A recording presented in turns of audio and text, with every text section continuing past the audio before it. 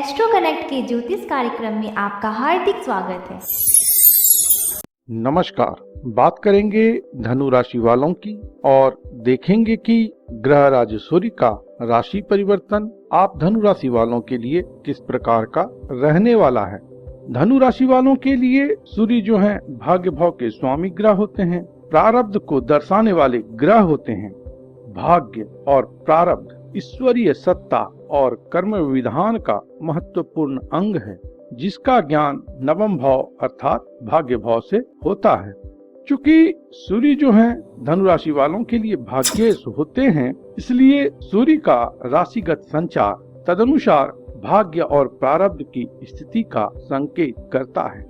तो इसी क्रम में सूर्य 14 मार्च 2021 को राशि परिवर्तन कर देवगुरु की राशि मीन में प्रवेश करेंगे, जहां पर सूर्य का भ्रमण 14 अप्रैल 2021 तक रहेगा।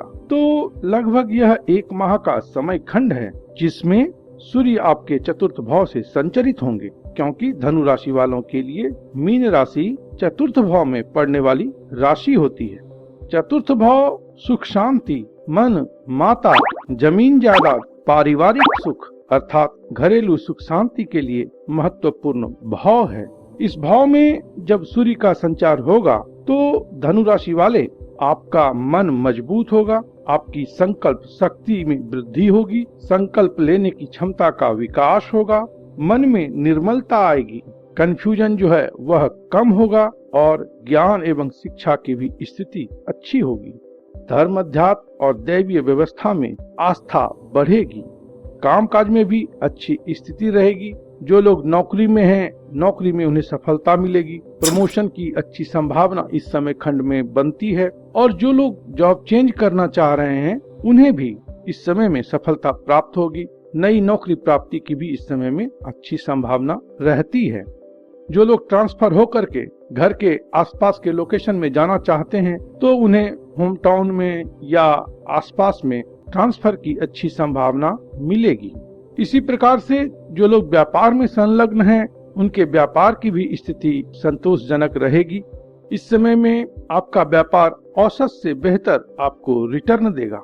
जहाँ तक जमीन जायदाद की बात है, तो इस मायने में भी आपका भाग्य इस समय खंड में अनुकूल है। आपको जमीन जायदाद और वाहन का सुख इस समय खंड में प्राप्त होगा। ये तो एक प्रकार की बातें हैं, लेकिन इन बातों के साथ साथ कुछ अन्य बातें भी हैं जिन्हें जान लेना आपके लिए अच्छा रहेगा। क्योंकि जब मैं प्रारब्ध की बात कहता हूँ, तो प्रारब्ध में ऑप्शन नहीं होता है।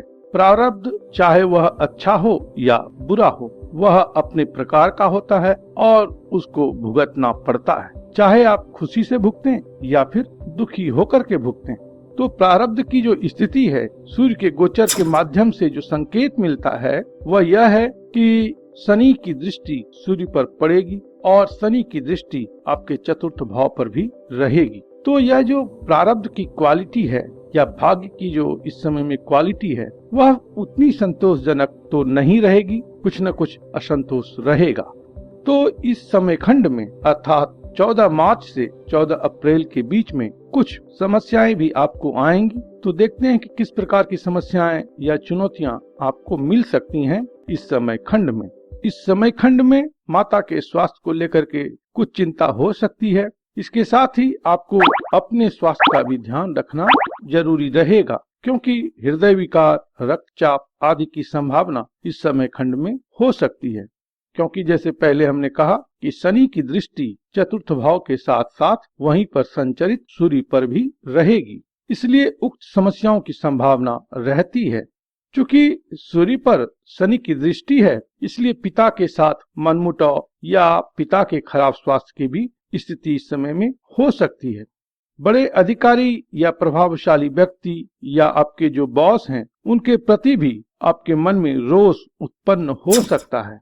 कुछ खटपट हो सकती है, कुछ तनावपूर्ण स्थिति हो सकती है, या उनका जो स्वास्थ्य है वह कुछ खराब हो, इस प्रकार की भी बातें हो सकती हैं। इस समय खंड में मन की शांति, सुख शांति या घरेलू सुख का जो स्तर है, वह भी कहीं न कहीं कुछ हद तक कुप्रभावित हो सकता है। वाद विवाद या छोटी मोटी लड़ाई या किसी प्रकार का झगड़ा इस समय में होने की संभावना होती है।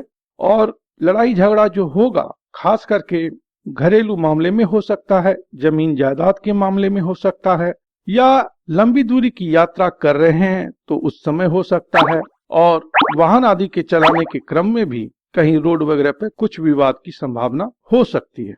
तो देखा जाए तो सूर्य के इस गोचर काल में भाग्य का सहयोग कुछ मामलों में तो बेहतर है, लेकिन प्रारब्ध की कुछ बातों में प्रबलता भी है, जो शनि की दृष्टि पड़ जाने से कुछ हद तक कुछ बातों में असंतोष को उत्पन्न करने वाला हो सकता है।